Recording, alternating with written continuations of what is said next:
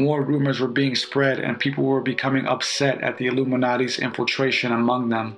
4 professors from the nearby Mariannan Academy admitted to the elector that they had joined the Illuminati and revealed its detestable plans.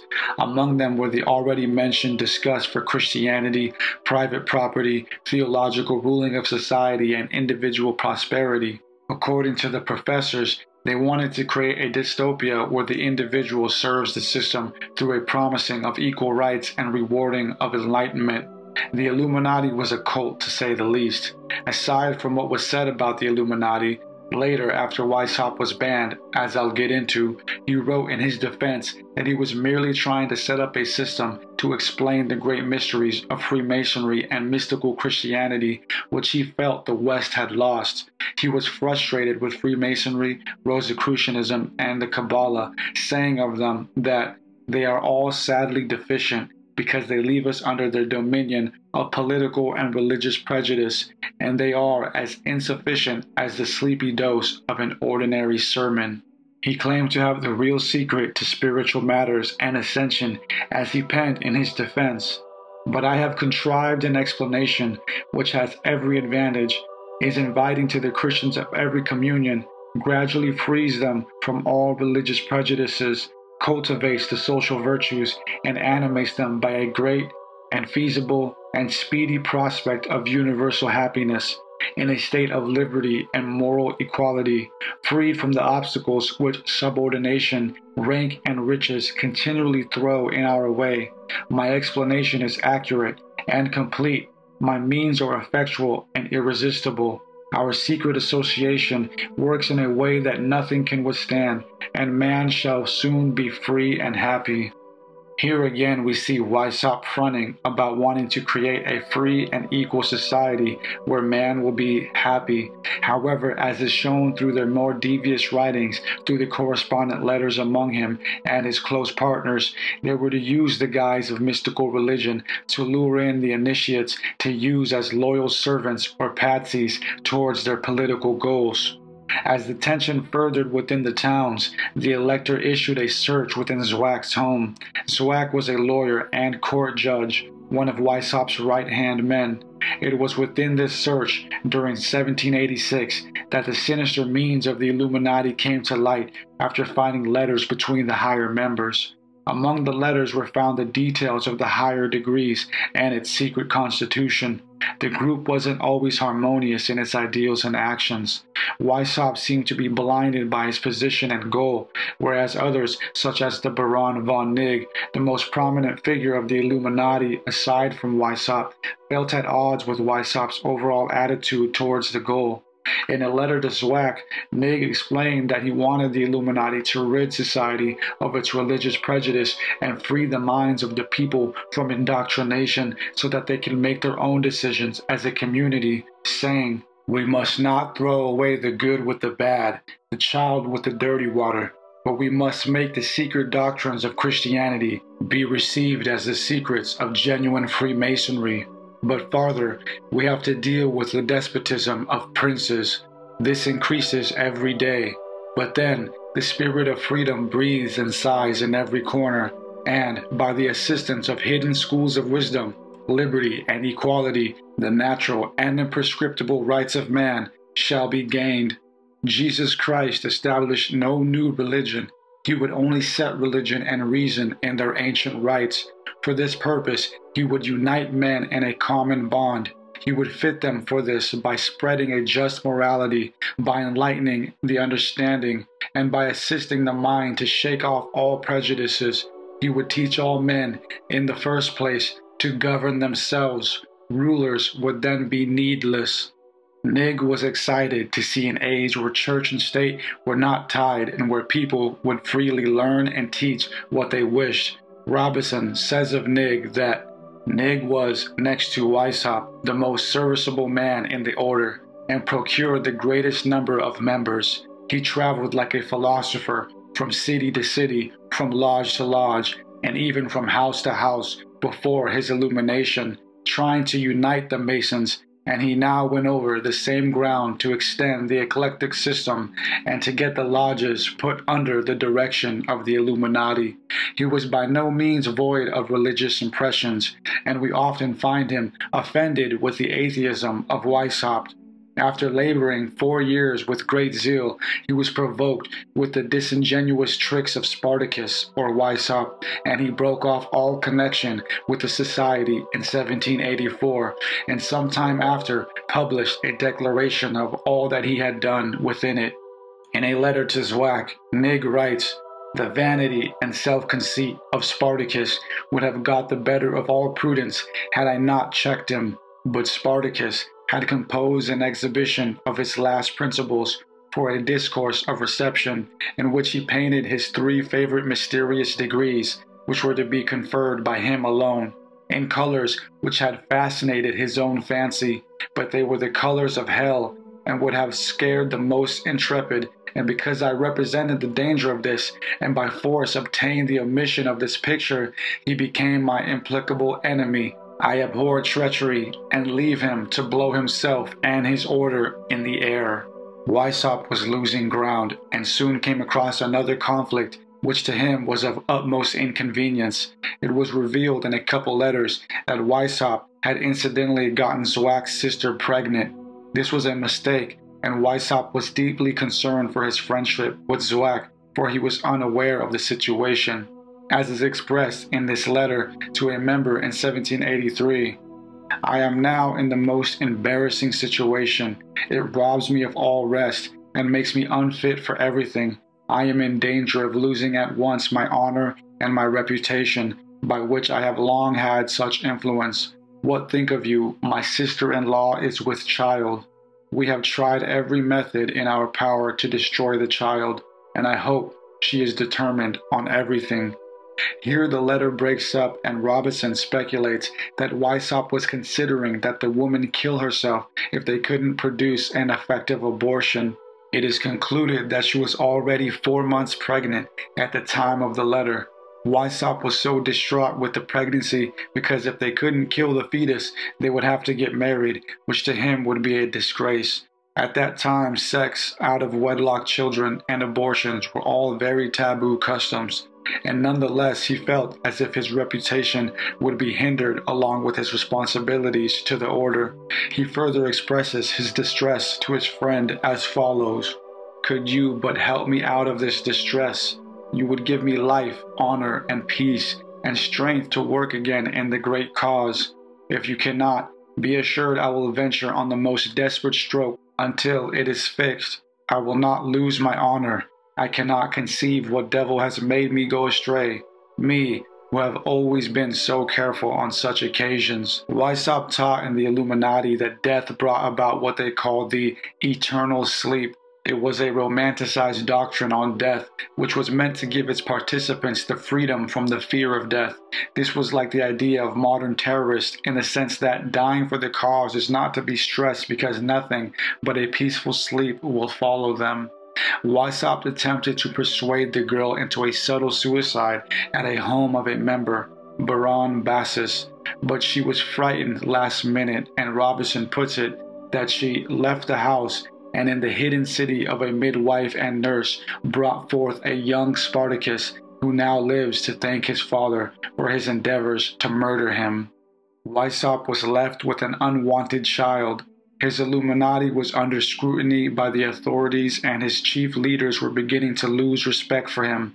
Robinson explains that the happiness of mankind was, like Weishaupt's Christianity, a mere tool, a tool which the regents made a joke of, but Spartacus would rule the regents. This he could not so easily accomplish. His despotism was insupportable to most of them, and finally brought all to light. When he could not persuade them by his own firmness, and indeed by his superior wisdom, he employed Jesuitical tricks, causing them to fall out with each other, setting them as spies on each other, and separating any two that he saw attached to one another, by making that one a master of the other. And, in short, he left nothing undone that could secure his uncontrolled command. Weishaupt was full of pride and a desire to rule over his initiates, promising that they would rule the world. Eventually, after all the rumors and resentment that was fostering, it was discovered that Weishaupt was the head and founder of the order. He lost his job as professor at the university and was banished from Bavaria. Other members were becoming scrutinized and hit with legal issues. Zwack was also banished from Bavaria. On March 2, 1785, the Elector wrote his second and final edict suppressing the Order of the Illuminati. An interesting story that was being accounted by early scholars on the Illuminati's fall was that among the many letters that were found during the raids, a member was also struck by lightning, and upon the retrieval of his body, other incriminating letters were found on his person. Weishaupt's beloved Illuminati was crumbling, and he lost the power and influence he had over his subjects. The French socialist freethinker Louis Blanc of the 19th century eulogizes Weishaupt as being one of the most profoundest conspirators who has ever existed. On the other hand, we find Mackey, an American Mason, describing him as follows in the book Lexicon of Freemasonry. Weishaupt was a radical in politics and an infidel in religion, and he organized this association not more for the purpose of aggrandizing himself than of overturning Christianity and the institutions of society. Weishaupt was received by his friend, the Duke of Saxe-Gotha, who gave him a pension and a position within the local institution as a philosophy professor. Adam wrote a series of works perfecting the Illuminati's ideologies. Some of them are a Complete History of the Persecutions of the Illuminati in Bavaria, 1785, An Apology for the Illuminati, 1786, A Picture of Illuminism, 1786, and An Improved System of Illuminism, 1787. To defend himself, Adam wrote an apologist work titled A Brief Justification of My Intentions. In his old age, he attempted to rebrand himself and explain what his humanitarian goals really were. It is difficult to find any English translation of Weishaupt's later works. However, a Dr. Tony Page translated and commented on his An Apology for the Illuminati.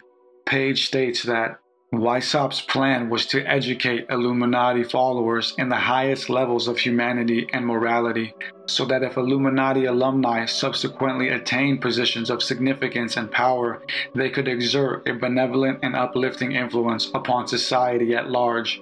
His project was utopian and naively optimistic, and he himself was certainly not without flaws of character. But neither he nor his plan was evil or violent in and of themselves. It is one of the deplorable and tragic ironies of history that a man who tried to inculcate virtue, philanthropy, social justice, and morality has become one of the great hate figures of the 21st century conspiracy thinking.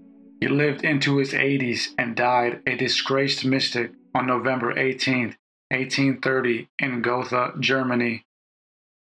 One of his last statements was that the tenor of my life has been the opposite of everything that is vile, and no man can lay any such thing to my charge. His influence has permeated up to today in various ways. The age in which he lived was an exciting one, with a new era of mankind being born, marching through the chaos and binding of the past. Of Weishaupt, the American president Thomas Jefferson exclaimed in a letter titled From Thomas Jefferson to Bishop James Madison on the 31st of January, 1800, that as Weishaupt lived under the tyranny of a despot and priest, he knew that caution was necessary even in spreading information and the principles of pure morality. This has given an air of mystery to his views and was the foundation of his banishment. If Weishaupt had written here, where no secrecy is necessary in our endeavors to render men wise and virtuous, he would not have thought of any secret machinery for that purpose. Although Weishaupt lived out his days in exile, continuing to write and lead a humble life in Gotha as a philosopher and pensioned teacher, some suggest that he still influenced some radical world events that were to take place after the Illuminati's downfall. Early detractors such as Robison and Barruel claimed that the Illuminati's dispersed members within the wide network across Europe continued the work, infiltrating French Freemasonry. It was Robinson and Barrule's suspicion that the Illuminati or its retired members and their ideals instigated the French Revolution, which brought about the end of its monarchy and the rise of a new age. This was primarily achieved, as it is told, after the Duke of Orleans was initiated into the Illuminati by Mirabeau. Mirabeau is a highly regarded figure in French history during the revolutionary years. Many historians are divided when it comes to this character. Some see him as an honorable leader and some as a traitor. The Duke of Orleans was already the head of the Grand Orient of Freemasonry in France. He had instant access to all lodges in France, thus the ability to send out messages and plans to all Illuminists. He was also a noble, which meant he was protected and left unquestioned by the state. However, he was used by the Illuminati. They played with his desire to be enlightened to mysteries and went along with their plan, which was to incite the revolution to topple the existing monarchy to install the Illuminati system. Mirabeau is remembered by mainstream historians as being a leader of the early revolution who was later disgraced by controversial political views. Robinson and Frost, in his Secret Societies of the European Revolution, writing in the late 19th century, remember him as a member of the Illuminati who was a deceitful man playing the Duke of Orleans for his financial support and political access. It worked, at least for some time. The Duke was the cousin of Louis XVI, the last king of France that was massacred during the Revolution. The conspiracy theorists of that time, like Barrule and others, believed that the Illuminati, primarily through Mirabeau, used the Duke to incite the Illuminists to revolt in false hopes that the Duke would succeed his cousin and rule the new order of an Illuminati France. The Duke was later executed by the Revolutionary Tribunal for his support of the French Revolution. What Weishaupt set off was too big for him and his life. Others also claim that this movement that Weishaupt initially started grew into a firm political ideology known as the World Revolutionary Movement. William Guy Carr, English-born Canadian naval officer from the 20th century, wrote several books as a conspiracy theorist on the World Revolutionary Movement, demonstrating that through the Illuminati, a continued chain of ideology worked its way to communism. It was this social political doctrine which sought to destroy the social order of natural life. He and others believed that what started with Weishaupt would go on to become an ideology of manipulation that would start problems where there were none, to change the social narrative, to instigate the people, then to destroy the social construct and rebuild it with a new norm. Those who were secretly guiding the plot would benefit somehow afterwards. This is also described as the Hegelian dialectic, wherein there is a thesis that is presented with an antithesis, and through a predetermined synthesis, a new construct is created to govern the subjects of both sides of the conflict. A problem is created, a predetermined solution is presented, all people agree to the solution, and a social change is made. One thing is for sure, Weishaupt failed.